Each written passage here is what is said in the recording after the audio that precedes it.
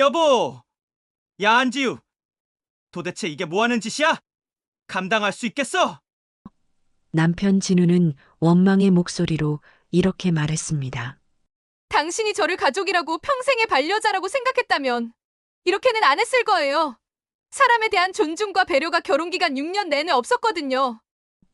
지우는 날카롭게 맞받아치고는 현관문을 나섰습니다. 지우는 이제 혼자가 되었습니다. 그렇지만 외롭거나 불쌍하다고 생각하지 않았습니다. 이제야 나다운 나를 찾는 첫걸음이 될 테니까요. 무료로 하는 최고의 응원은 좋아요. 구독인 거 아시죠? 많은 응원 부탁드리면서 사연록의 오늘 사연 지금부터 시작합니다. 서울 성북동, 이른 아침 5시. 알람이 울리기 전에 이미 눈을 뜬 한지우는 조용히 이불을 걷어냈습니다. 옆에서 코를 고는 남편 박진우를 깨우지 않으려 숨소리까지 죽인 채 침실을 빠져나왔죠. 복도를 지나 거실로 향하는 그 짧은 시간 동안 지우는 습관처럼 집안 곳곳을 살폈습니다. 어제 저녁 시어머니가 지적했던 거실 화분의 위치, 식탁 위에 놓인 물컵의 방향까지 하나하나 점검했습니다. 결혼 6년 차 34살의 한지우. 매일 아침 시장에 가서 가장 신선한 재료를 고르고 시어머니가 좋아하는 나물을 손질하고 시아버지의 혈압약을 챙기는 일. 그것이 지우의 하루였습니다. 누가 봐도 평범한, 어쩌면 평범 이하의 며느리처럼 보이는 살. 하지만 지우는 이 삶을 스스로 선택했다고 믿고 있었습니다. 아니, 그렇게 믿으려 애쓰고 있었습니다. 시장 가는 길, 지우는 익숙한 골목을 걸었습니다. 새벽 공기는 차가웠지만 상쾌했습니다. 재래시장 입구의 과일 가게 아주머니가 반갑게 인사를 건넸습니다. 며느리, 오늘도 일찍 나왔네? 지우는 환하게 웃으며 대답했습니다. 네, 오늘 시댁에 손님 오셔서요. 손님이라고 했지만 사실은 시댁 가족 26명이 모이는 날이었습니다. 명절도 아닌데 한 달에 한 번씩 열리는 가족 모임이라는 이름의 대규모 집회였죠. 장을 보는 내내 지우의 머릿속은 복잡했습니다. 시어머니가 좋아하는 더덕, 시아버지가 즐기는 굴비, 시누이가 먹는 유기농 샐러드, 조카들이 좋아하는 과일까지 26명의 입맛을 모두 기억하고 준비하는 일은 결코 쉽지 않았습니다. 하지만 지우는 단 한 번도 실수한 적이 없었습니다. 실수하면 안 됐으니까요. 시어머니는 늘 말했습니다. 며느리라면 가족보다 반 발짝 뒤에 서는 거야. 그게 품격이란다. 집으로 돌아와 요리를 시작했습니다. 주방은 이미 전쟁터였습니다. 갈비찜, 잡채, 전 3가지, 나물 5가지, 국과 찌개까지 혼자서 10가지가 넘는 음식을 만들어야 했습니다. 손은 쉴 새 없이 움직였지만 지우의 표정은 담담했습니다. 어쩌면 익숙해진 것일지도 모릅니다. 아니, 체념한 것일 수도 있었죠. 문득 지우는 6년 전을 떠올렸습니다. 박진우를 처음 만난 건 회사 로비에서였습니다. 지우는 당시 중견 제약회사의 평범한 격리 직원이었고 진우는 거래처 직원이었죠. 엘리베이터 앞에서 서류를 떨어뜨린 지우를 진우가 도와줬습니다. 괜찮으세요? 그 한마디가 시작이었습니다. 진우는 예의 바르고 다정했습니다. 데이트를 할 때도 항상 지우의 말을 경청했고 작은 선물을 챙겨주곤 했죠. 교제 1년 만에 진우는 청혼했습니다. 지우 씨, 저랑 결혼해 주시겠어요? 평범한 카페에서 평범한 반지와 함께 지우는 행복했습니다. 드디어 자신만의 가정을 꾸릴 수 있다는 생각에 가슴이 벅찼죠. 진우의 집안이 식품 사업을 한다는 것 정도만 알았고 그게 중요하다고 생각하지 않았습니다. 사랑하는 사람과 함께라면 어떤 어려움도 이겨낼 수 있을 거라 믿었으니까요. 결혼식은 소박했습니다. 지우 쪽 하객은 거의 없었습니다. 지우는 진우에게 이렇게 말했었죠. 우리 부모님은 지방에 계셔서 자주 못 오시고 친척들도 멀어서 연락이 뜸해. 친구 몇 명만 부를게. 진우는 이해한다며 고개를 끄덕였습니다. 사실 지우에게는 말하지 못한 사정이 있었습니다. 하지만 그건 아무도 몰라도 되는 일이었습니다. 중요한 건 지금 사랑하는 사람과 새로운 삶을 시작한다는 것뿐이었으니까요. 결혼 초반에는 행복했습니다. 진우는 다정했고 지우는 만족스러웠으니까요. 문제는 시댁으로 이사한 뒤부터 시작됐습니다. 시어머니는 첫날부터 지우에게 집안의 규칙을 알려줬습니다. 우리 집은 전통을 중요시해. 며느리는 시댁을 우선으로 생각해야 하고 가족의 화합이 제일이란다. 지우는 고개를 끄덕였습니다. 당연한 말이라고 생각했으니까요. 하지만 시간이 지나면서 그 당연함의 무게가 점점 무거워졌습니다. 매일 아침 일찍 일어나 시부모님 식사를 준비하고 집안 청소를 하고 시댁 가족들의 크고 작은 요구를 들어주는 일. 처음엔 할 수 있다고 생각했지만 6년이 지난 지금은 숨이 막힐 것 같았습니다. 더 힘든 건 남편 진우였습니다. 결혼 전 그렇게 다정하던 진우는 결혼 후 점점 변했습니다. 아니, 어쩌면 원래 모습을 드러낸 것일지도 몰랐죠. 오전 11시쯤 시어머니가 주방으로 들어왔습니다. 지우야, 갈비찜 간 좀 봐라. 지우는 재빨리 국물을 떠서 드렸습니다. 시어머니는 한 모금 맛보더니 미간을 찌푸렸습니다. 이게 뭐야, 짜잖아. 다시 해. 지우는 속으로 한숨을 쉬었지만 겉으로는 공손하게 대답했습니다. 네, 어머니. 다시 할게요. 사실과는 딱 맞았습니다. 지난 모임 때 시어머니가 싱겁다고 해서 이번엔 조금 더 넣었는데 이번엔 짜다는 겁니다. 하지만 지우는 항변하지 않았습니다. 항변해봤자 돌아오는 건 핀잔뿐이었으니까요. 오후 3시 손님들이 도착하기 시작했습니다. 시댁 가족 26명, 시누이 2명과 그 남편들, 시동생 1명과 그 아내, 그리고 조카들까지. 거실은 순식간에 시끌벅적해졌습니다. 지우는 주방과 거실을 오가며 음식을 나르고 빈 그릇을 치우고 아이들이 흘린 음료수를 닦았습니다. 식탁에 앉을 틈조차 없었습니다. 모두가 배부르게 먹고 난 뒤에야 지우는 주방 구석에서 식은 밥 한 공기를 후루룩 먹었습니다. 그때 신우이의 목소리가 들렸습니다. 엄마, 지우 언니 친정은 뭐 하시는 분들이에요? 한 번도 안 오시던데. 시어머니가 대답했습니다. 지방에 계신다잖니. 먼 데라 자주 못 오시나 봐. 신우이가 킥킥 웃으며 말했습니다. 그래도 좀 이상하지 않아요? 명절에도 안 오시고. 혹시 집안이 좀 그런 거 아니에요?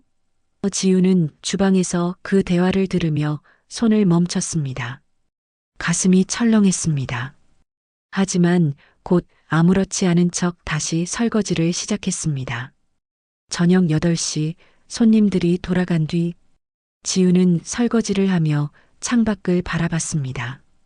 성북동의 저택에서 보이는 서울의 야경은 언제나 아름다웠습니다. 하지만 지우의 마음속은 어두웠습니다. 이게 내가 바라던 삶이었나? 그런 생각이 스쳤지만 금방 고개를 저었습니다. 결혼이란 원래 이런 거라고, 남편을 사랑한다면 참아야 한다고 스스로를 다독였습니다. 남편 박진우는 거실 소파에 누워 텔레비전을 보고 있었습니다. 지우가 설거지를 끝내고 나오자 진우는 대수롭지 않게 말했습니다. 수고했어. 그런데 엄마가 갈비찜이 좀 짰대. 다음엔 조심해. 지우는 웃으며 대답했습니다. 응, 알았어. 하지만 가슴 한편이 싸늘하게 식어가는 걸 느꼈습니다. 고마워하는 게 아니라 지적을 전달하는 남편. 언제부터였을까요? 이 사람이 자신을 사랑하는 게 아니라 그저 편하게 부릴 수 있는 존재로 여기고 있다는 걸 느낀 건 그날 밤 지우는 잠들기 전 오래된 서랍을 열었습니다. 그 안에는 작은 명함 한 장과 오래된 사진 한 장이 들어 있었습니다. 사진 속 지우는 20살 무렵 누군가와 함께 찍은 것이었지만 반은 접혀 있었습니다. 지우는 명함과 사진을 손에 쥐고 한참을 바라봤습니다. 그러다 다시 서랍에 넣으며 작게 중얼거렸습니다. 아직은 괜찮아. 조금만 더 참으면 돼. 하지만 그 목소리에는 확신이 없었습니다. 무언가 금이 가고 있었습니다. 아주 천천히 하지만 분명하게 완벽한 며느리로 살아온 6년이라는 시간 속에서 한지우라는 사람은 조금씩 지워지고 있었습니다. 그리고 그 균열은 곧 터질 준비를 하고 있었습니다. 그날 이후 일주일이 지났습니다. 지우의 일상은 여전히 똑같았습니다. 아침 5시에 일어나 시장을 보고 하루 종일 집안일을 하고 저녁이면 지친 몸을 이끌고 잠자리에 드는 일. 하지만 무언가 달라진 게 있었습니다. 지우의 마음속 깊은 곳에서 작은 균열이 점점 커지고 있었다는 것. 그 균열은 아주 작았지만 분명히 존재했습니다. 금요일 오후 지우는 시어머니의 심부름으로 백화점에 들렀습니다. 시아버지의 양복을 찾아오라는 지시였죠. 백화점 고객 서비스 센터에서 양복을 찾아 들고 나오는데 문득 발걸음이 멈췄습니다. 백화점 중앙홀에서는 작은 베이커리 팝업 스토어가 열리고 있었습니다. 각 구운 빵 냄새가 코끝을 자극했고 사람들은 행복한 표정으로 빵을 고르고 있었습니다. 지우는 그 모습을 한참 바라봤습니다. 결혼하기 전 지우에게는 꿈이 있었습니다. 작은 베이커리 카페를 운영하고 싶었죠. 빵 굽는 걸 좋아했고 사람들이 행복하게 커피를 마시는 모습을 보는 게 좋았습니다. 하지만 결혼 후 그 꿈은 서랍 깊숙이 넣어두어야 했습니다. 시어머니는 말했었죠. 며느리가 밖에 나가서 일하면 집안 꼴이 말이 아니야. 집안을 지키는 게 여자의 본분이란다. 실례합니다. 괜찮으세요? 누군가의 목소리에 지우는 정신을 차렸습니다. 백화점 직원이 걱정스러운 표정으로 지우를 바라보고 있었습니다. 아, 네. 괜찮아요. 지우는 황급히 고개를 숙이고 발걸음을 옮겼습니다. 집으로 돌아가야 했습니다. 저녁 준비를 해야 했으니까요. 집에 도착하니 오후 3시 반. 시어머니가 거실에서 텔레비전을 보고 있었습니다. 양복 찾아왔어? 네, 어머니. 여기 있어요. 그래, 고생했어. 그런데 지우야, 오늘 저녁은 삼계탕 해. 아버지가 드시고 싶대. 지우는 손목시계를 봤습니다. 삼계탕을 준비하려면 최소 2시간은 걸렸습니다. 시간이 빠듯했지만 지우는 대답했습니다. 네, 알겠습니다. 서둘러 부엌으로 들어가 닭을 손질하기 시작했습니다. 인삼, 대추, 마늘, 찹쌀까지 넣어 정성스럽게 삼계탕을 끓였습니다. 땀이 이마에 송골송골 맺혔지만 지우는 멈추지 않았습니다. 6시까지는 식탁에 올려야 했으니까요. 냄비를 저으며 문득 생각했습니다. 나는 언제쯤 내가 먹고 싶은 걸 만들어 먹을 수 있을까? 6시 정각. 시아버지와 시어머니, 그리고 남편 진우가 식탁에 앉았습니다. 지우는 김이 모락모락 나는 삼계탕을 한 그릇씩 떠서 올렸습니다. 시아버지가 한 숟갈 떠서 맛을 보더니 고개를 끄덕였습니다. 오늘은 괜찮네. 그 말에 지우는 안도의 한숨을 쉬었습니다. 하지만 시어머니는 다른 말을 했습니다. 지우야, 국물이 좀 느끼한데? 다음엔 기름기를 좀 더 걷어내. 지우는 고개를 숙이며 대답했습니다. 네, 어머니. 식사가 끝나고 설거지를 하는데 진우가 부엌으로 들어왔습니다. 표정이 좋지 않았습니다. 지우야, 큰일 났어. 주말에 골프 가기로 했는데 카드 결제가 안 돼. 지우는 손을 멈추고 진우를 바라봤습니다. 카드요? 무슨 카드요? 진우가 답답하다는 듯 말했습니다. 내 카드 한도 다 찼잖아. 이번 달에 회사 접대비로 많이 썼거든. 내 카드 좀 써도 되지? 지우는 잠시 망설였습니다. 지우 명의의 신용카드는 시댁 생활비와 경조사비로 이미 한도의 80%를 쓴 상태였습니다. 거기다 골프 비용까지 쓰면 한도를 초과할 수도 있었죠. 그런데 제 카드도 이번 달 많이 썼어요. 시댁 경조사비도 있었고. 진우가 인상을 찌푸렸습니다. 그래도 좀 남았을 거 아냐? 이번 한 번만. 지우는 한숨을 쉬었습니다. 이번 한 번이 벌써 몇 번째인지 모르겠지만 거절할 수 없었습니다. 알았어요. 카드 드릴게요. 진우는 만족스러운 표정으로 고개를 끄덕이더니 다시 거실로 나갔습니다. 고맙다는 말도 없었습니다. 지우는 다시 설거지를 시작했습니다. 물이 차가웠지만 지우의 가슴은 그보다 더 차가웠습니다. 그날 밤 지우는 침대에 누워 천장을 바라봤습니다. 진우는 벌써 코를 골며 자고 있었습니다. 지우는 조용히 일어나 거실로 나갔습니다. 어둠 속에서 소파에 앉아 무릎을 끌어안았습니다. 눈물이 핑 돌았지만 흘리지 않았습니다. 울면 안 됐습니다. 울면 무너질 것 같았으니까요. 핸드폰을 꺼내 카드 사용 내역을 확인했습니다. 이번 달에만 벌써 300만 원이 넘게 나갔습니다. 시댁 경조사비 150만 원, 생활비 100만 원, 그 외 잡비들까지. 지우 자신을 위해 쓴 돈은 단 한 푼도 없었습니다. 결혼 전 모아둔 적금도 작년에 시댁 사업 자금이 부족하다며 모두 내놓았습니다. 이제 지우에게 남은 건 빚뿐이었습니다. 문득 연락처를 천천히 내렸습니다. 수백 개의 이름이 지나갔지만 지우가 진심으로 연락할 수 있는 사람은 몇 명이나 될까요?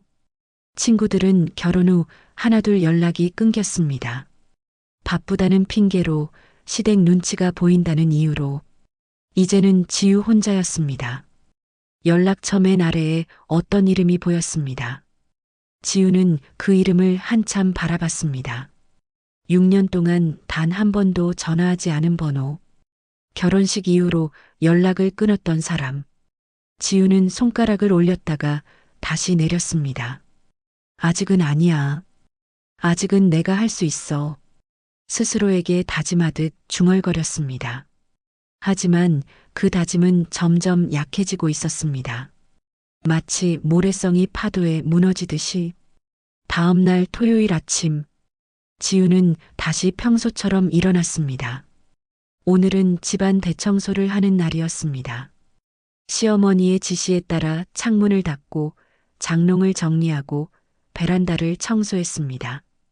점심때쯤 되자 온몸이 땀으로 범벅이 됐지만 쉴 틈은 없었습니다. 시어머니가 또 다른 일을 지시했으니까요.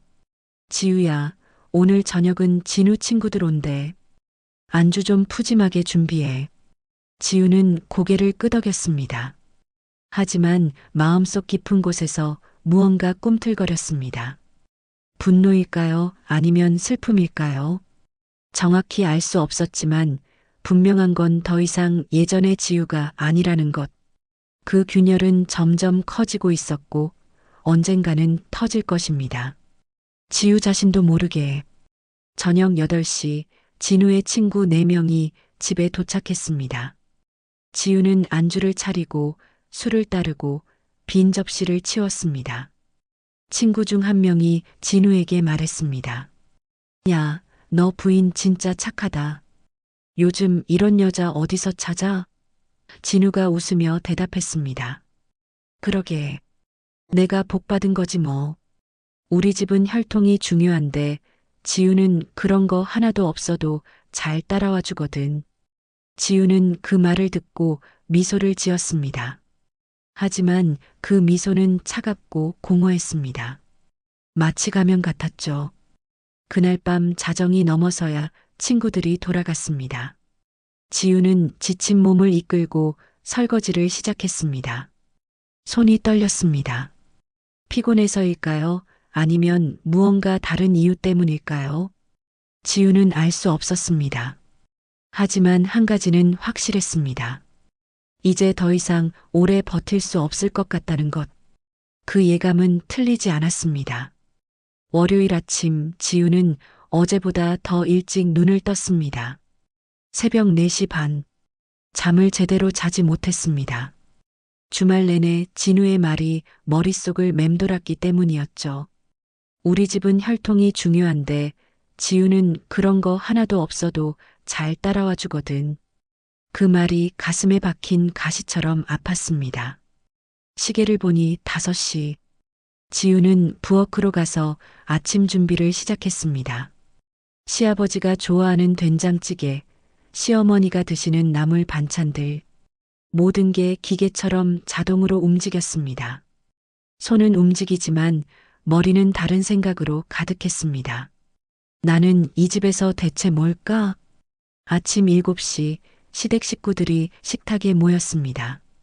지우는 밥을 퍼서 올리고 국을 떠서 올렸습니다. 자신의 자리는 없었습니다. 늘 그랬듯이 식사가 끝나고 진우가 출근 준비를 했습니다. 지우는 진우의 넥타이를 매주며 조심스럽게 물었습니다. 여보, 주말에 친구들한테 그런 말 했잖아요. 제 친정이 내세울 게 없다고. 진우는 무심하게 대답했습니다. 그게 왜? 사실이잖아. 내 부모님도 안 계시고 친척들도 없고. 지우는 입술을 깨물었습니다. 그래도 그렇게 말하면 저는 기분이 안 좋아요. 진우가 짜증스럽게 말했습니다. 아니, 뭐가 문제야? 그리고 지우야, 너는 우리 집에 시집 온 게 얼마나 다행인지 알아? 내가 혼자였으면 어떻게 살았겠어. 우리 집이 있어서 내가 이렇게 사는 거잖아. 지우는 할 말을 잃었습니다. 진우는 더 이상 말하지 않고 현관문을 나섰습니다. 지우는 그 자리에 멍하니 서 있었습니다. 가슴이 무너져 내리는 것 같았습니다. 우리 집이 있어서 내가 이렇게 산다. 그 말이 귓가에 맴돌았습니다. 시어머니가 거실에서 불렀습니다. 지우야, 김장 재료 배송시켰어? 이번 주말에 김장하기로 했으니까 오늘 중으로 시켜야 해. 지우는 힘없이 대답했습니다. 네, 어머니. 지금 할게요. 김장. 작년에도 혼자 100포기를 담갔습니다. 허리가 끊어질 것 같았지만 누구도 도와주지 않았습니다. 지우는 휴대폰을 켜고 김장 재료를 주문하기 시작했습니다. 배추 100포기, 무 50개, 고춧가루 10kg, 새우젓, 멸치액젓, 마늘, 생강까지. 장바구니에 담으며 금액을 확인하니 200만 원이 넘었습니다. 지우는 한숨을 쉬었습니다. 이번 달 카드 한도가 거의 다 찼는데 이걸 또 결제해야 했습니다. 결제 버튼을 누르려는데 시어머니가 다가왔습니다. 지우야, 새우젓은 꼭 프리미엄으로 사야 해. 작년에 산 거는 좀 싱거웠거든. 그리고 고춧가루도 국산 태양초로 사고. 지우는 다시 장바구니를 수정했습니다. 금액이 250만 원으로 올랐습니다. 지우는 떨리는 손으로 결제 버튼을 눌렀습니다. 승인 완료. 화면에 메시지가 떴습니다. 시어머니가 만족스럽게 말했습니다. 그래, 잘했어. 주말에 온 가족이 모여서 담그면 되니까. 온 가족이 모인다고 했지만 결국 실제로 김장을 담그는 건 지우 혼자일 것입니다. 작년에도 그랬으니까요. 지우는 핸드폰으로 카드 사용 내역을 확인했습니다. 한도의 90%가 넘었습니다. 이제 10만 원도 남지 않았습니다. 저녁 무렵 설거지를 하는데 신우이가 부엌으로 들어왔습니다. 언니, 김장 준비해요? 응, 주말에 하기로 해서. 신우이가 씩 웃으며 말했습니다. 언니 고생 많네요. 근데 언니 궁금한 게 있는데 물어봐도 돼요? 지우는 불안한 마음에 대답했습니다. 응, 뭔데? 신우이가 물었습니다. 언니 친정 부모님은 정말 안 계세요? 아니면 사이가 안 좋은 거예요?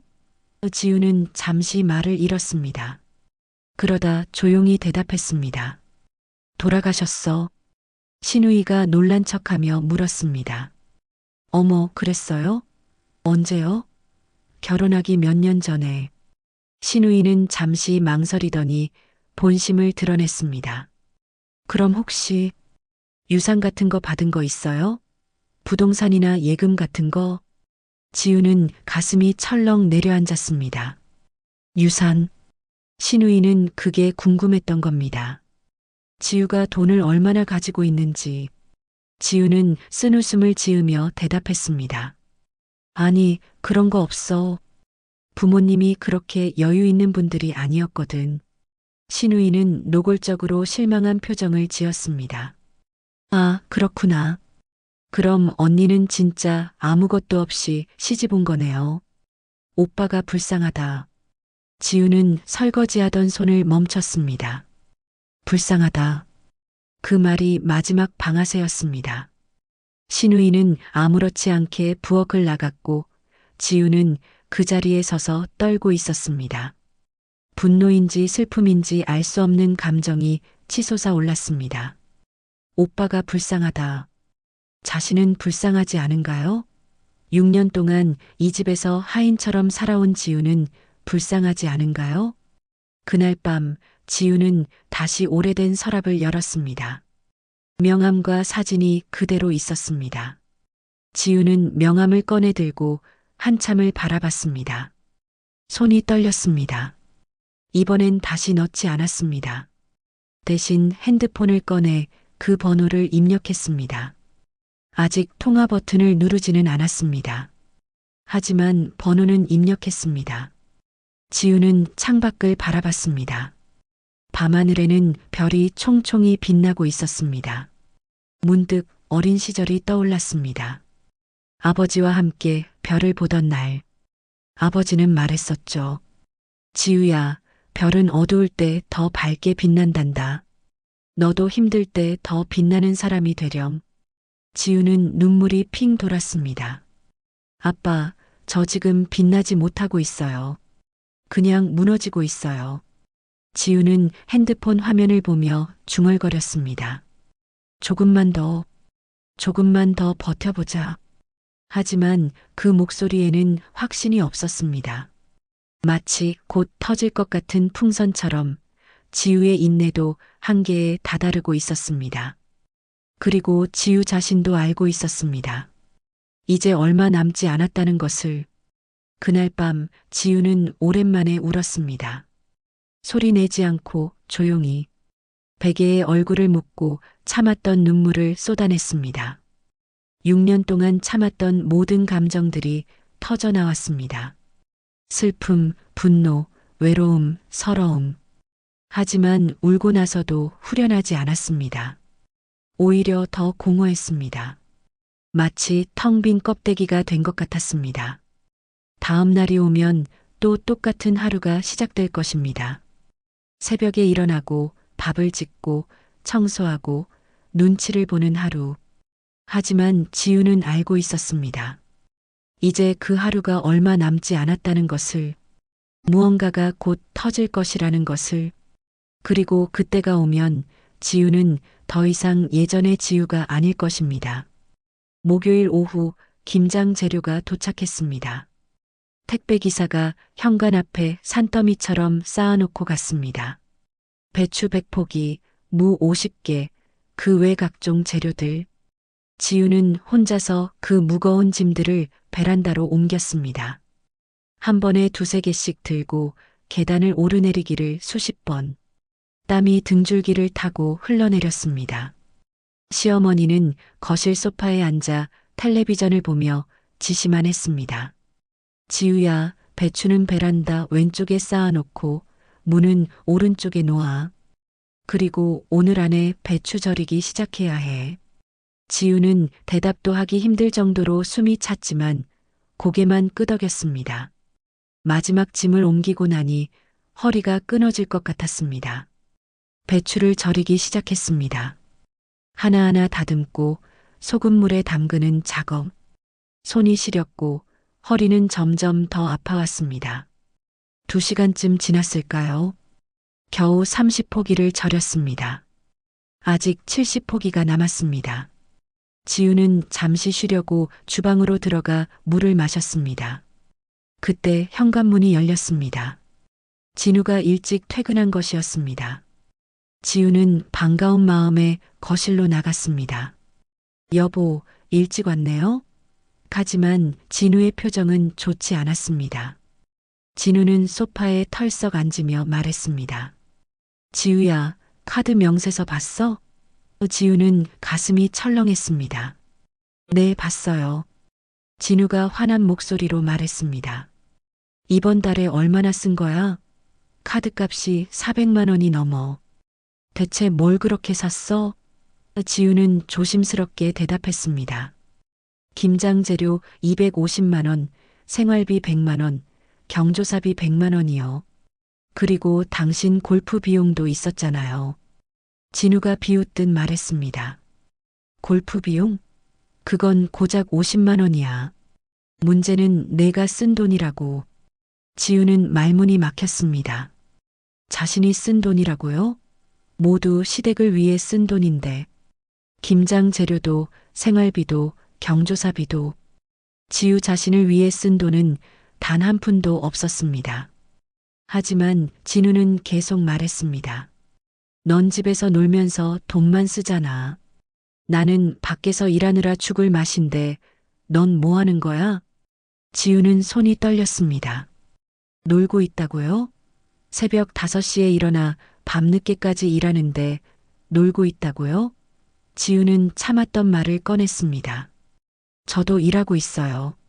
매일 아침 준비하고 청소하고 빨래하고 장보고 요리하고. 진우가 말을 끊었습니다. 그게 일이야? 그건 당연히 해야 하는 거잖아. 며느리면 집안일 하는 게 당연한 거고.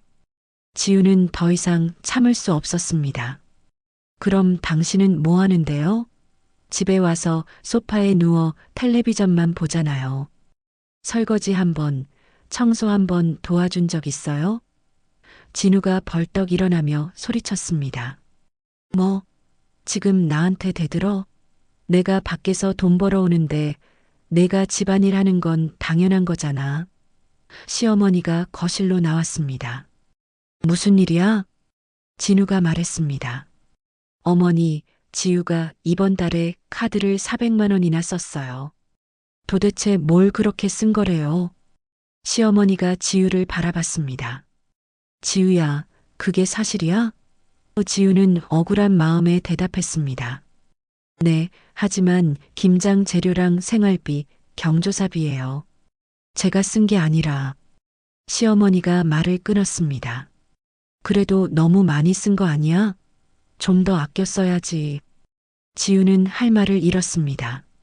김장 재료는 시어머니가 프리미엄으로 사라고 했고 경조사비도 시댁 친척들 것이었습니다. 하지만 아무도 그걸 기억하지 못하는 것 같았습니다.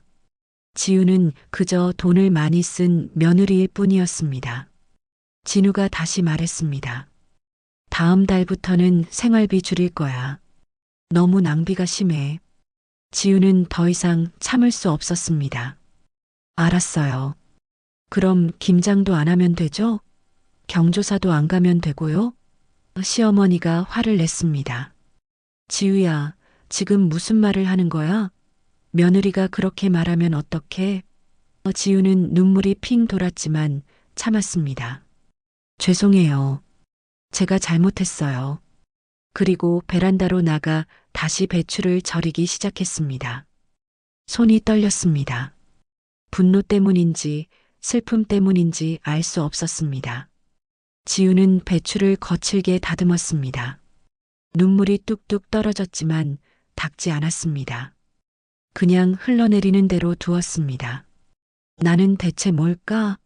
이 집에서 나는 뭘까? 그 생각이 머릿속을 가득 채웠습니다. 밤 10시가 넘어서야 배추 절이기를 끝냈습니다. 100포기를 모두 소금물에 담갔습니다. 손은 퉁퉁 부었고 허리는 펴지지 않을 정도로 아팠습니다. 지우는 샤워를 하고 침실로 들어갔습니다. 진우는 벌써 자고 있었습니다. 지우는 조용히 침대에 누웠습니다. 하지만 잠이 오지 않았습니다. 오늘 있었던 일들이 머릿속을 스쳤습니다. 진우의 말, 시어머니의 말, 신우이의 말. 모두 지우를 향한 것이었습니다. 지우를 탓하는 말들. 지우는 눈을 감았습니다. 하지만 눈물이 흘러내렸습니다. 새벽 2시쯤 지우는 조용히 일어났습니다. 거실로 나가 소파에 앉았습니다. 그리고 서랍에서 명함을 꺼냈습니다. 핸드폰을 켜고 그 번호를 다시 확인했습니다. 이번엔 통화 버튼을 누를 것 같았습니다. 손가락이 화면 위에 올려졌습니다. 하지만 마지막 순간 지우는 멈췄습니다. 아직 아니야. 아직은. 하지만 지우는 알고 있었습니다. 이제 정말 얼마 남지 않았다는 것을, 한계가 코앞까지 왔다는 것을.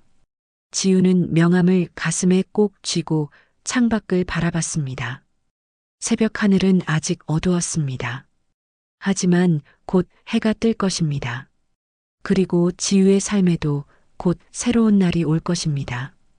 아주 극적인 방식으로. 지우는 작게 중얼거렸습니다. 조금만 더, 정말 조금만 더. 하지만 그 목소리는 떨리고 있었습니다. 마치 곧 무너질 것처럼. 그리고 실제로 무너지기까지는 이제 얼마 남지 않았습니다. 지우 자신도 그리고 이 집 사람들도 모르는 사이에 큰 변화가 다가오고 있었습니다. 금요일 아침 지우는 악몽을 꾸다 깼습니다. 시계를 보니 새벽 4시. 온몸이 땀으로 젖어 있었습니다. 꿈속에서 지우는 끝없이 배추를 절이고 있었고 아무리 해도 끝나지 않았습니다. 지우는 깊게 숨을 들이마셨습니다. 오늘도 해야 할 일이 산더미처럼 쌓여 있었습니다. 베란다로 나가 절여둔 배추를 확인했습니다. 잘 절여져 있었습니다. 이제 씻어서 물기를 빼야 했습니다. 지우는 묵묵히 작업을 시작했습니다. 찬물에 배추를 헹구고 소쿠리에 담아 물기를 빼는 일. 손이 얼얼했지만 멈출 수 없었습니다. 내일 김장을 하려면 오늘 안에 끝내야 했으니까요. 오전 10시쯤 시어머니가 베란다로 나왔습니다. 지우야, 배추 잘 절여졌어? 네, 어머니. 지금 물기 빼고 있어요. 시어머니가 배추를 하나 집어들고 맛을 봤습니다. 괜찮네. 그런데 좀 더 짜게 절일 걸 그랬어. 김치가 싱거우면 안 되잖아. 지우는 아무 말도 하지 않았습니다. 어차피 뭘 해도 지적받을 테니까요. 점심시간이 되었습니다. 지우는 서둘러 식사를 준비했습니다. 하지만 제대로 먹을 시간도 없었습니다. 다시 베란다로 나가 배추 물기를 빼야 했으니까요. 진우가 거실에서 불렀습니다. 지우야, 내 양말 어디 있어? 지우는 베란다에서 소리쳤습니다. 서랍 2번째 칸이요. 진우가 짜증스럽게 말했습니다. 없는데? 직접 와서 찾아줘. 지우는 한숨을 쉬며 거실로 갔습니다. 서랍을 열어보니 양말이 그대로 있었습니다. 바로 눈앞에.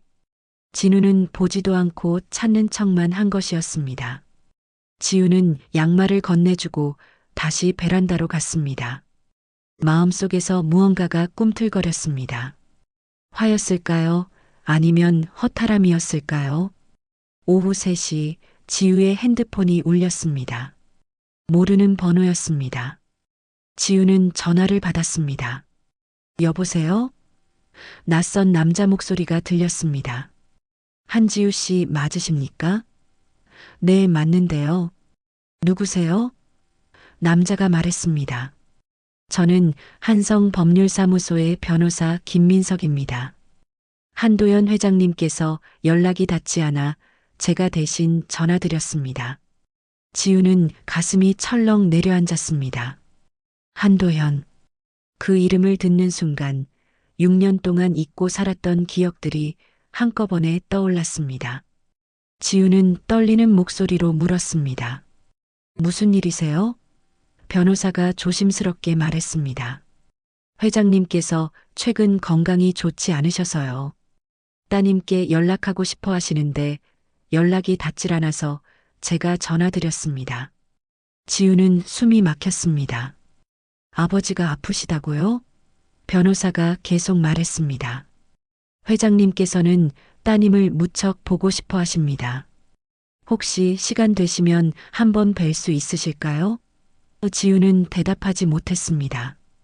6년이라는 시간이 머릿속을 스쳤습니다. 결혼하면서 아버지와 연락을 끊었던 일. 아버지의 마지막 말. 지우야, 힘들면 언제든 연락해라. 지우는 떨리는 목소리로 말했습니다.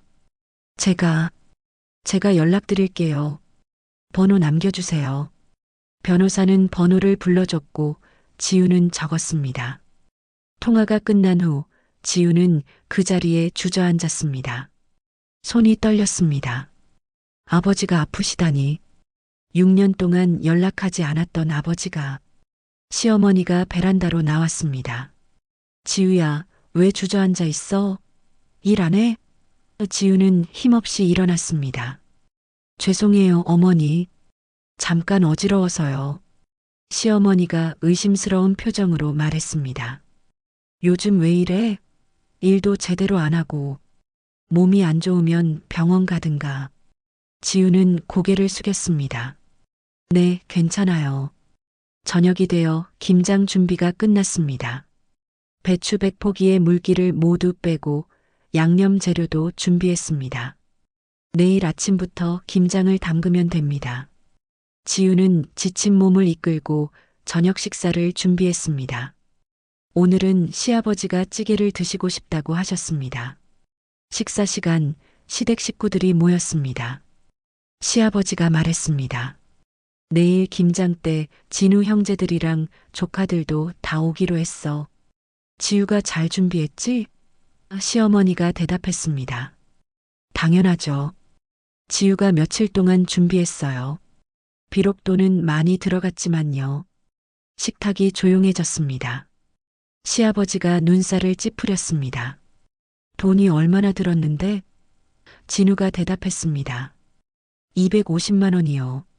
김장 재료만. 시아버지가 지우를 바라봤습니다. 그렇게 많이 들었어? 지우는 조심스럽게 대답했습니다. 프리미엄 재료로 샀어요. 어머니께서. 하지만 시어머니가 말을 끊었습니다. 내가 언제 그렇게 비싼 걸로 사래? 적당히 사라고 했지. 지우는 할 말을 잃었습니다.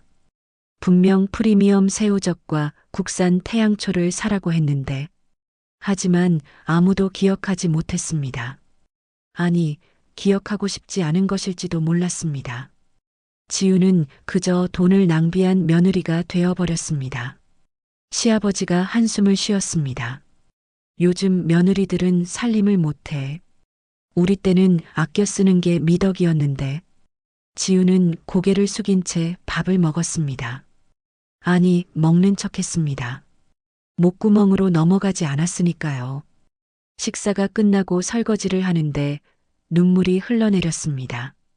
지우는 소리 없이 울었습니다. 수도꼭지에서 나오는 물소리에 묻혀서. 그날 밤 지우는 침실에서 변호사가 남긴 번호를 바라봤습니다. 아버지, 6년 만에 듣는 소식. 건강이 안 좋다는 말. 지우는 핸드폰을 꺼내 그 번호를 입력했습니다. 하지만 통화 버튼은 누르지 못했습니다. 아버지께 뭐라고 말하지?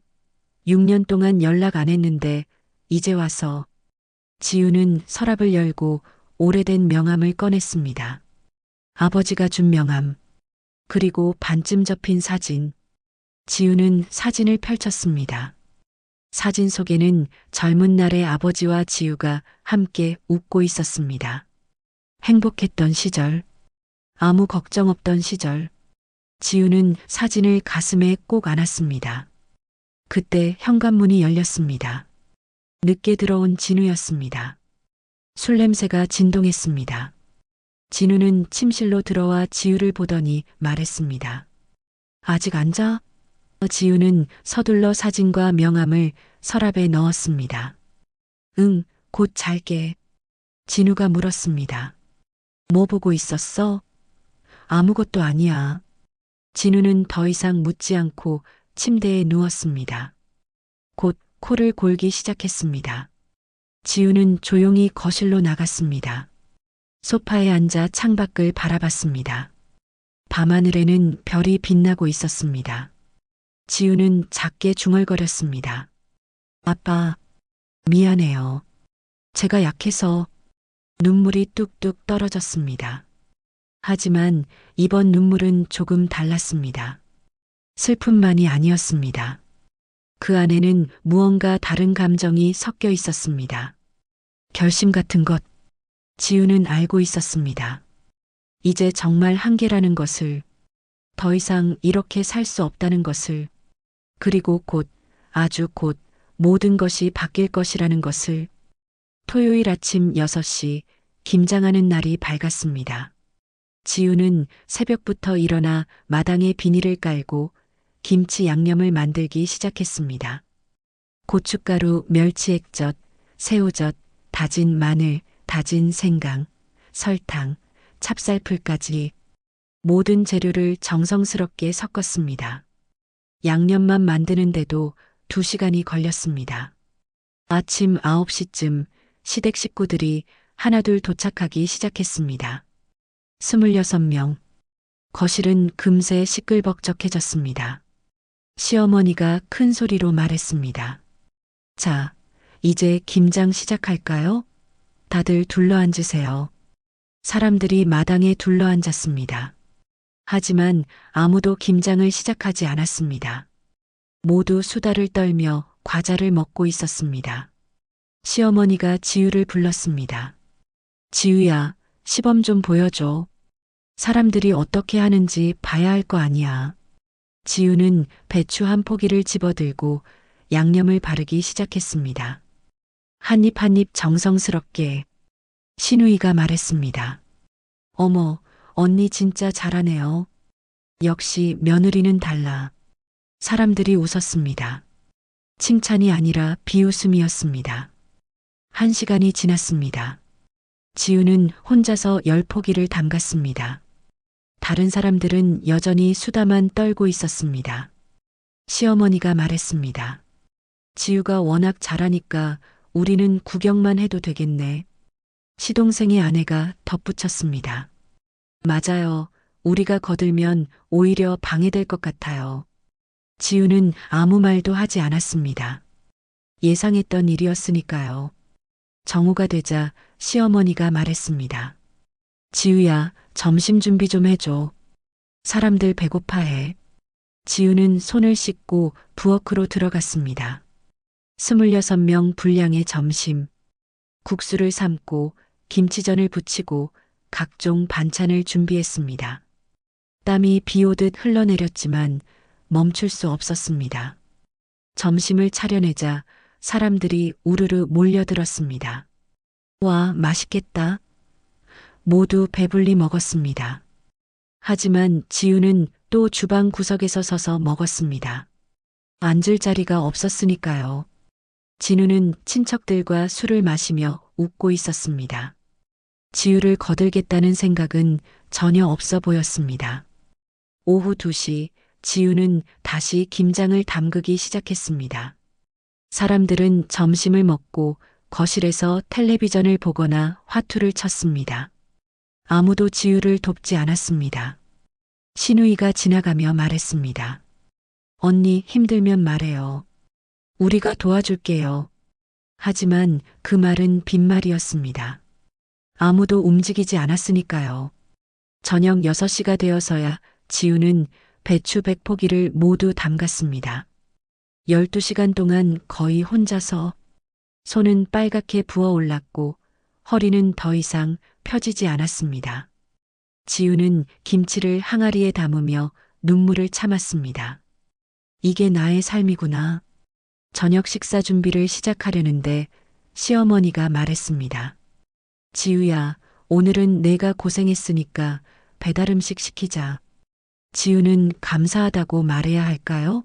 하지만 입이 떨어지지 않았습니다. 배달 음식을 시킨 건 지우를 위해서가 아니었습니다. 시어머니 자신이 편하려고였습니다.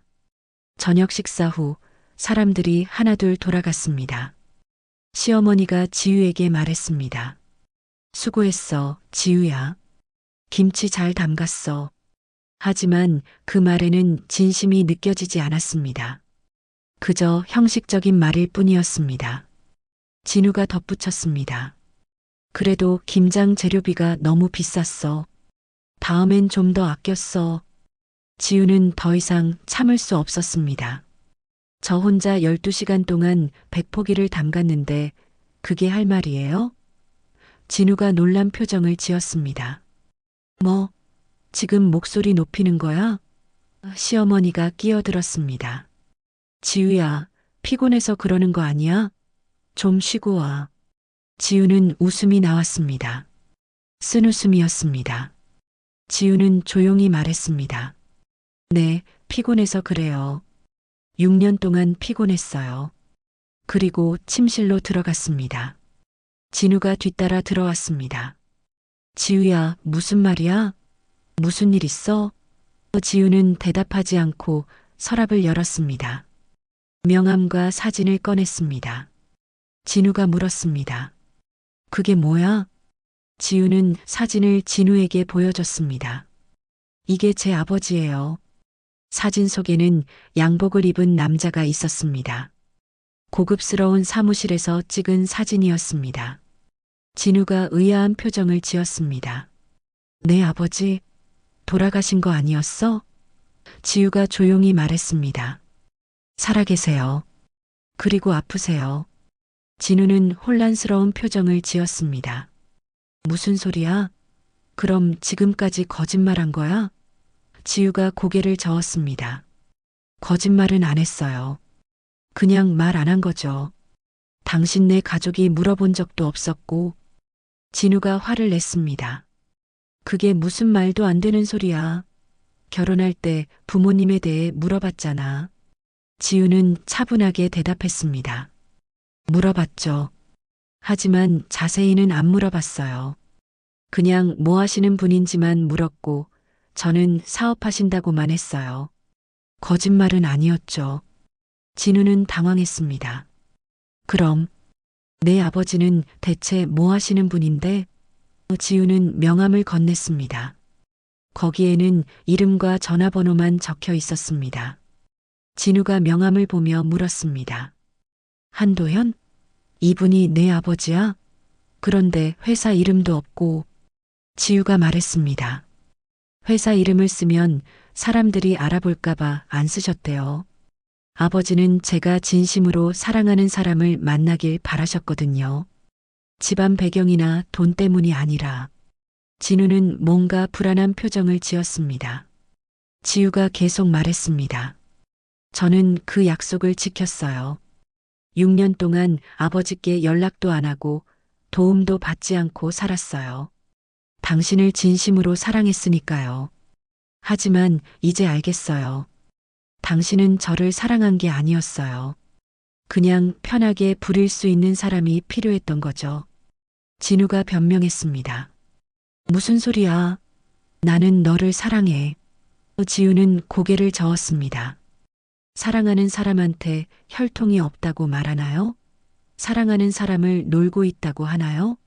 사랑하는 사람이 혼자 백포기 김장하는 걸 보고만 있나요? 진우는 할 말을 잃었습니다. 지우는 조용히 말했습니다. 내일 이혼 서류 가져올게요. 도장 찍어주세요. 진우가 소리쳤습니다. 뭐, 이혼? 지금 미쳤어? 하지만 지우는 흔들리지 않았습니다. 아니요, 이제야 정신 차렸어요. 6년 동안 미쳐 있었던 거죠.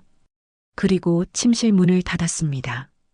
그날 밤 지우는 변호사에게 전화했습니다. 안녕하세요. 낮에 전화 주신 김민석 변호사님이시죠? 저 한지우예요. 변호사가 반가운 목소리로 대답했습니다. 아, 따님. 연락 주셔서 감사합니다. 지우가 말했습니다. 제가 아버지를 뵙고 싶어요. 그리고 도움이 필요해요. 변호사는 차분하게 대답했습니다. 물론입니다. 회장님께서 오래 기다리셨습니다. 내일 뵐 수 있으실까요? 지우는 깊게 숨을 들이마셨습니다. 네, 내일 뵙겠습니다. 전화를 끊고 지우는 창밖을 바라봤습니다. 이제 모든 것이 바뀔 것입니다. 한지우라는 이름으로 다시 살아갈 것입니다. 일요일 아침 지우는 평소보다 일찍 일어났습니다. 하지만 부엌으로 가지 않았습니다. 대신 샤워를 하고 옷장 깊숙이 넣어뒀던 옷을 꺼냈습니다. 결혼 전에 입던 단정한 재킷과 원피스. 6년 만에 꺼내 입으니 낯설었습니다. 거울을 보니 예전의 한지우가 조금씩 돌아오는 것 같았습니다. 진우가 침실 문을 열고 들어왔습니다. 어디가? 지우는 차분하게 대답했습니다. 아버지 만나러 가요. 진우가 비웃듯 말했습니다. 아버지? 갑자기 무슨 아버지야? 설마 어제 그 얘기 진짜야? 지우는 대답하지 않고 가방을 챙겼습니다. 진우가 팔을 잡았습니다. 야, 한지우. 내가 지금 물어보잖아. 지우는 차갑게 그 손을 뿌리쳤습니다. 손 떼요. 현관을 나서는데 시어머니가 거실에 나와 있었습니다. 지우야, 아침은? 지우는 정중하게 대답했습니다. 이 집안으로 시집오고 나서 이렇게는 처음 말씀드리는 것 같네요. 오늘부터 직접 차려 드세요. 중요한 약속이 있어서 먼저 가볼게요. 택시를 타고 강남의 한 고층 빌딩으로 향했습니다. 변호사가 알려준 주소였습니다. 빌딩 앞에 도착하니 변호사가 기다리고 있었습니다. 따님, 이쪽입니다. 엘리베이터를 타고 최상층으로 올라갔습니다. 문이 열리자 넓은 사무실이 나타났습니다. 벽면에는 한성홀딩스라는 로고가 걸려 있었습니다. 회의실 문이 열렸습니다. 휠체어를 탄 노인이 들어왔습니다. 한도현, 지우의 아버지였습니다. 6년 만에 보는 아버지는 많이 늙어 있었습니다. 머리는 새하얗게 새었고 얼굴에는 주름이 깊게 패여 있었습니다. 지우는 눈물이 핑 돌았습니다. 아버지. 한도연은 휠체어를 몰고 지우에게 다가와 손을 잡았습니다. 지우야, 우리 딸 얼마나 보고 싶었는지 아니? 지우는 더 이상 참을 수 없었습니다. 아버지 앞에 무릎을 꿇고 울음을 터뜨렸습니다. 아빠, 미안해요. 제가 못나서. 한도연은 지우의 머리를 쓰다듬었습니다. 아니야, 지우야. 내 잘못이 아니야. 지우는 고개를 들었습니다. 아빠, 저 도움이 필요해요. 이혼하려고 해요. 한도연은 고개를 끄덕였습니다. 그래, 당연하지. 넌 한성그룹 회장의 외동딸이야. 내가 원하는 거라면 뭐든지 해줄게. 변호사가 서류를 꺼냈습니다. 따님, 이혼 서류는 제가 준비하겠습니다. 그리고 시댁 쪽 조사도 해봤습니다. 변호사가 보고서를 펼쳤습니다. 박가식품은 현재 한성그룹의 협력업체입니다. 그리고 최근 회계 부정 의혹이 있습니다. 시댁 가족 중 26명이 회사에 재직 중인데 대부분 제대로 된 업무 없이 급여만 받고 있습니다. 필요하시다면 감사를 진행하고 전원 정리할 수 있습니다. 지우는 잠시 망설였습니다. 하지만 6년 동안 받은 모욕과 무시가 떠올랐습니다. 혈통이 없다. 놀고 있다. 우리 집이 있어서 내가 산다. 지우는 고개를 들었습니다. 해주세요. 전부 정리해 주세요. 한도연이 만족스럽게 웃었습니다. 그래, 그렇게 해야지. 변호사가 고개를 끄덕였습니다. 내일 아침부터 진행하겠습니다. 오후가 되어 지우는 시댁으로 돌아갔습니다. 가방 안에는 이혼 서류가 들어 있었습니다. 현관문을 열고 들어가니 시댁 식구들이 거실에 모여 있었습니다. 모두 심각한 표정이었습니다. 시어머니가 먼저 말했습니다. 지우야, 앉아봐. 진우한테 들었어. 이혼하고 싶다고? 지우는 소파에 앉았습니다. 네, 이혼하고 싶어요. 시아버지가 화를 냈습니다. 결혼이 장난이야? 6년이나 살았는데. 지우는 차분하게 말했습니다. 6년 동안 하인처럼 살았어요. 이제 그만하고 싶어요. 시어머니가 목소리를 높였습니다. 하인? 우리가 언제 널 하인 취급했어? 우리가 얼마나 잘해줬는데. 지우는 웃었습니다.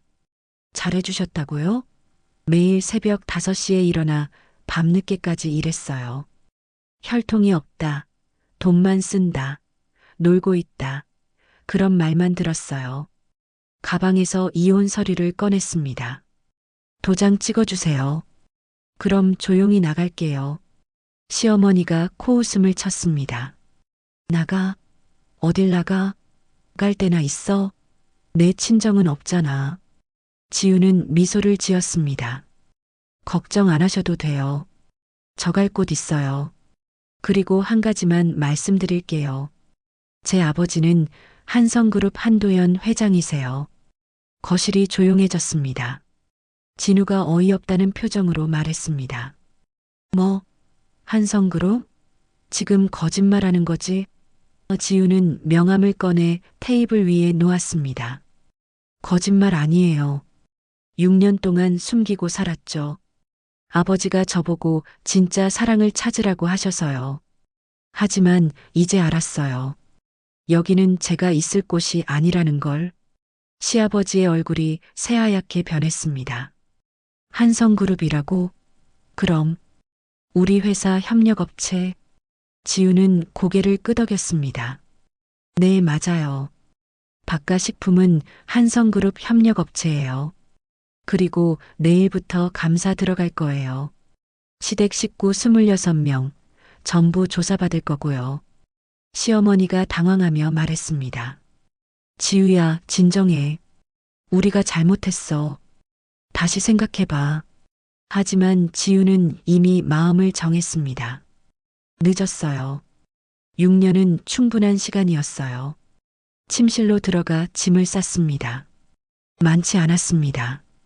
옷 몇 벌과 개인 물건들 뿐. 짐을 들고 현관으로 나왔습니다. 시댁 식구들이 당황한 표정으로 지켜봤습니다. 지우는 마지막으로 말했습니다. 6년 동안 감사했습니다. 하지만 이제 저는 한지우로 살 거예요. 누구의 며느리도 아닌. 그리고 문을 닫았습니다. 뒤돌아보지 않았습니다. 밖에는 고급 승용차가 기다리고 있었습니다. 한성그룹 로고가 새겨진 검은색 세단.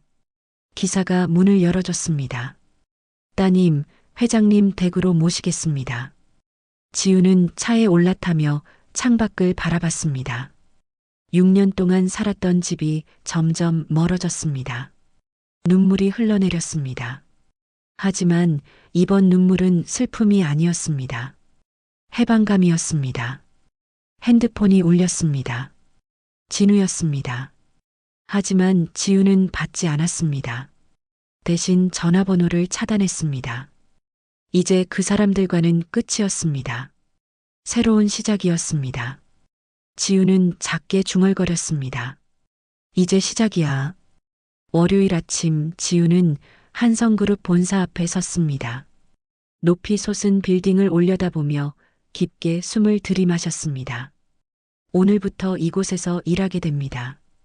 한지우 상무로서.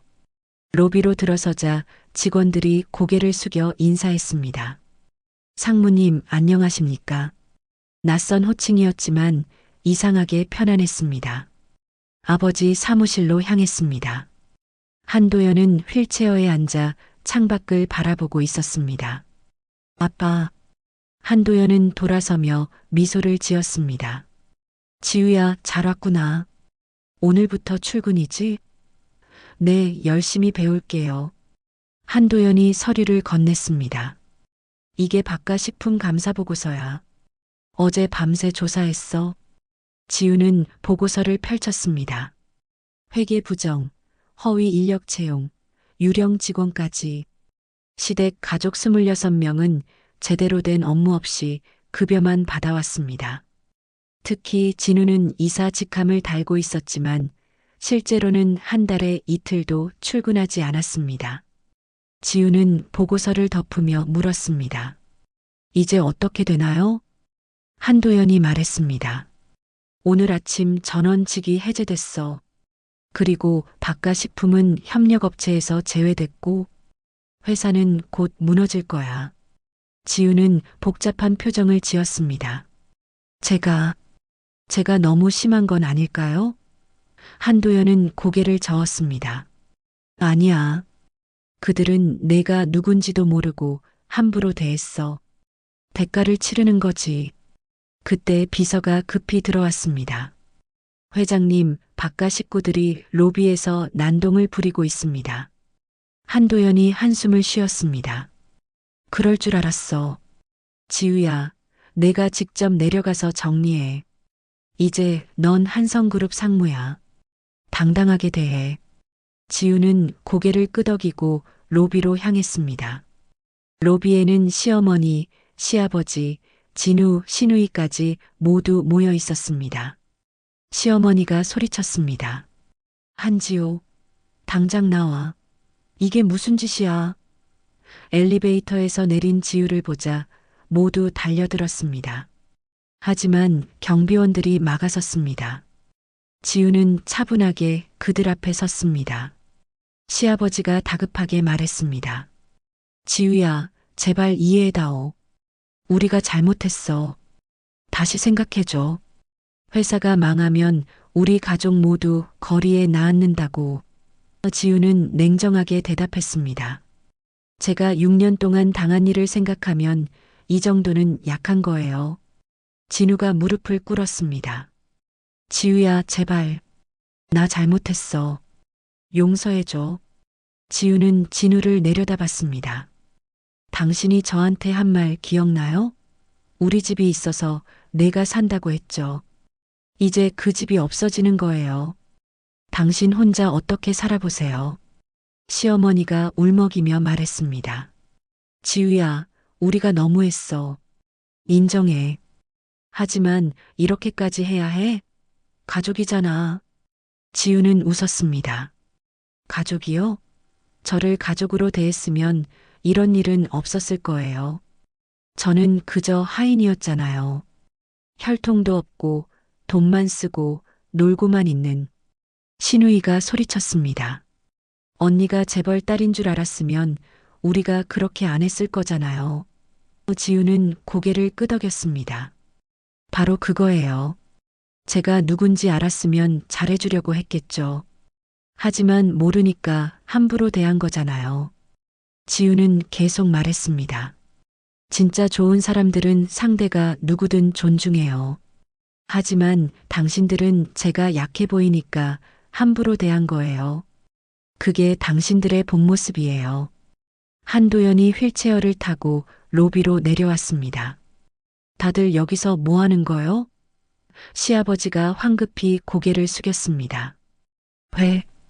회장님, 죄송합니다. 한도연은 차갑게 말했습니다. 내 딸을 6년 동안 괴롭힌 사람들이군요. 기회는 6년이나 있었어요. 이제 대가를 치르는 겁니다. 경비원들이 시댁 식구들을 밖으로 데리고 나갔습니다. 지우는 아버지를 바라봤습니다. 아빠, 제가 너무 심한 건 아닐까요? 한도연은 지우의 손을 잡았습니다. 아니야. 넌 당당히 내 권리를 찾은 거야. 석 달이 흘렀습니다. 지우는 한성그룹에서 새로운 프로젝트를 시작했습니다. 바로 지우베이커리라는 사회적 기업이었습니다. 경력 단절 여성들에게 제빵 기술을 가르치고 일자리를 제공하는 대형 체인 베이커리. 수익의 절반은 여성자립지원재단에 기부하는 구조였습니다. 이사회에서 지우는 당당히 프레젠테이션을 했습니다. 우리는 빵만 파는 게 아닙니다. 희망을 팝니다. 경력이 단절된 여성들이 다시 일어설 수 있는 기회를 만듭니다. 이사들은 박수를 쳤습니다. 한도연은 자랑스러운 표정으로 딸을 바라봤습니다. 프로젝트는 승인됐고 석 달 만에 전국 50개 매장이 오픈했습니다. 언론은 지우를 따뜻한 경영을 실천하는 젊은 기업인이라고 불렀습니다. 어느 날 지우는 첫 번째 매장을 방문했습니다. 깔끔한 인테리어에 밝은 조명, 그리고 무엇보다 직원들의 환한 웃음이 있었습니다. 한 직원이 다가왔습니다. 상무님, 감사합니다. 저는 이혼하고 갈 곳이 없었는데 여기서 새 출발할 수 있었어요. 지우는 그 직원의 손을 잡았습니다. 저도 그랬어요. 우리 함께 힘내요. 그날 저녁 지우는 아버지와 함께 저녁을 먹었습니다. 아빠, 제가 제대로 하고 있는 걸까요? 한도연은 미소를 지었습니다. 당연하지. 넌 내가 받은 상처를 다른 사람들의 희망으로 바꾸고 있어. 그보다 멋진 일이 어디 있겠니? 지우는 눈물이 핑 돌았습니다. 고마워요, 아빠. 아빠가 없었으면 저는 아직도. 한도연이 말을 끊었습니다. 아니야. 내가 스스로 해낸 거야. 나는 그저 내 곁에 있었을 뿐이야. 지우는 고개를 끄덕였습니다. 맞습니다. 결국 자신이 선택했고 자신이 일어섰습니다. 그 누구도 대신해 줄 수 없는 일이었습니다. 6개월 후 지우 베이커리는 전국 100개 매장을 돌파했습니다. 경제 잡지는 지우를 표지 모델로 실었습니다. 한지우, 상처를 희망으로 바꾼 젊은 리더. 지우는 인터뷰에서 말했습니다. 저는 6년 동안 제 이름을 잃고 살았습니다. 하지만 이제 찾았습니다. 그리고 같은 처지의 여성들이 자신의 이름을 되찾을 수 있도록 돕고 싶습니다. 어느 봄날 지우는 사무실 창가에 서서 거리를 바라봤습니다. 지우 베이커리 매장 앞으로 사람들이 줄을 서 있었습니다. 직원들은 환하게 웃으며 빵을 건넸습니다. 지우는 미소를 지었습니다. 이게 내가 꿈꾸던 삶이야. 핸드폰이 울렸습니다. 변호사였습니다. 따님, 이혼이 정식으로 성립됐습니다. 지우는 창밖을 바라보며 작게 중얼거렸습니다. 이혼 도장 찍자마자 모든 게 무너졌지만 그 덕에 저를 세웠어요. 이제 누구의 며느리도 아닌 한지우로 살아갑니다. 따뜻한 햇살이 지우의 얼굴을 비쳤습니다. 새로운 시작이었습니다. 진짜 자신의 이름으로 사는 인생. 지우는 깊게 숨을 들이마시며 다짐했습니다. 이제 시작이야. 사연록과 함께 해주신 모든 분들께 감사드립니다. 좋아요와 구독은 새로운 사연을 이어가는 에너지입니다. 다음 시간엔 더 가슴 벅찬 이야기로 인사드리겠습니다.